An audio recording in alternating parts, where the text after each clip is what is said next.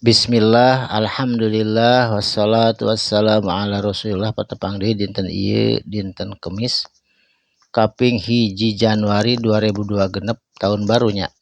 Insyaallah langkung barokah, langkung ningkatkeun ibadah sareng keimanan urang dina tahun baru ieu insyaallah. Mangga urang teraskeun. A'udzubillahi minasyaitonir rajim. Bismillahirrahmanirrahim.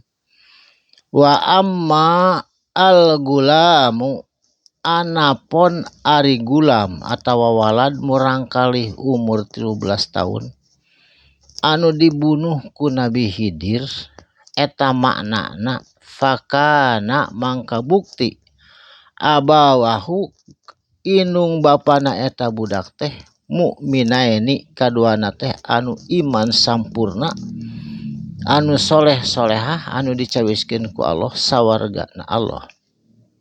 Saterasna fakhosina mangka sieun kami atawa khawatir kami ayurahikohuma kana yen ngadorong atawa ngabebankan tugyanan kana kadorakaan ka inung bapana nu soleh kumargi anakna doraka kacanak doraka wa kufron jeung kakafiran.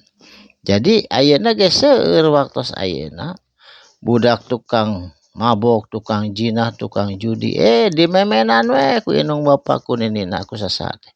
Sabab eta teh incu urang bager. Tah eta teh lepat kuduna mah dicanak, dididik, direhab supaya gentos kalakuanana memeh maotna, kolotna atawa putrana.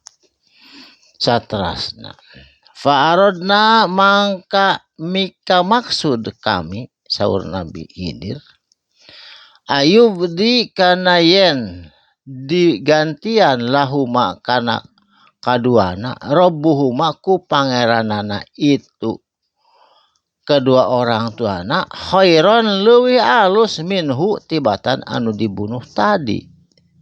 Si gulam teh hayong digantian kudu langkung sae engke dina sawargana Allah. Zakata anu langkung suci wa aqroba jeung langkung caket kana keimanan kana keislamanana. Ruhman Allah anu maha welas asih anu maha mikadeudeuh ka umatna.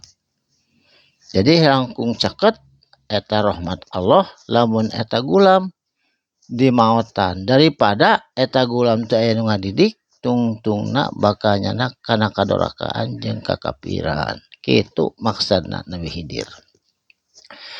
Saterasna wa amma jidarun jeung anapun ari jidar tegasna dingding rumah anu rek roboh di hiji negeri anu dilereskeun ku Nabi Khidir sareng Nabi Musa. Fakana mangka bukti eta ligulamaini aya dua budak yatimaini eta dua anak teh yatim nya eta yatim budak teh eta teh harta benana teh didinya dina jidar eta dihandap fi madinati dina hiji kota wakana anu bukti Kangjeng Nabi Khidir uninga tah tahu dihanapeunana eta jidar atawa bumi eta kangzun aya simpanan harta benda lahuma pikeun eta budak dua yatim dua budak yatim nyaeta harta benda anu seueur kacida perak emas berlian jeung sajabana dikubur di jero taneuh hanapeun eta imah jidar lamun teu dilereskeun bisi jadi curiga tungtungna kagali ku nu jahat. Wakana jeung bukti abuhuma kadua orang tuana eta budak teh solihan kacida solehna jelema anu kacida iman Islamna. Jadi dilereskeun ku Nabi Khidir supados duka ageungna eta harta bendana teu hilang. Fa'aroda jeung ngamaksud saha robbuka pangeran anjeun aya balogo kana yen dugi asudda kana yen dewasana eta budak huma kaduana tatos engke mah tos dewasa heg bejaan cenah digali dihandap teh aya warisan ti inung bapana.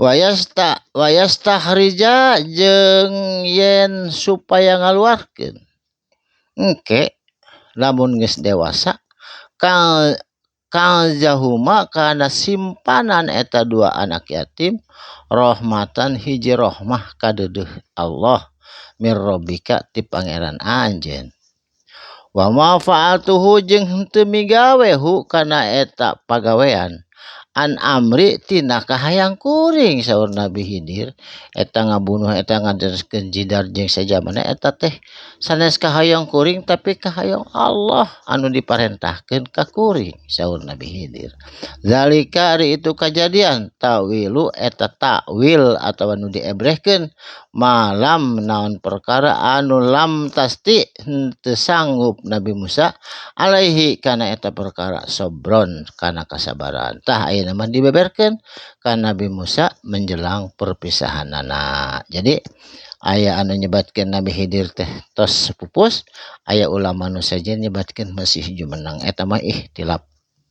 Jadi teh aya masalah nu jelas nama urang mah kudu nurut patuh kana naon kasolehan Nabi Khidir ku urang kudu dicontoh sabab lamun teh mah masih jumeneng tang tunah tumut kana keimananana kana ajaranana Kangjeng Nabi Muhammad sallallahu alaihi wasallam. Barakallahu li wa lakum mugi sadayana wargi dina kasehatan insyaallah patepang deui dina waktos anu sami usikum wa nafsi bitaqallah. Shadaqallahul azim. Wassalamualaikum warahmatullahi wabarakatuh.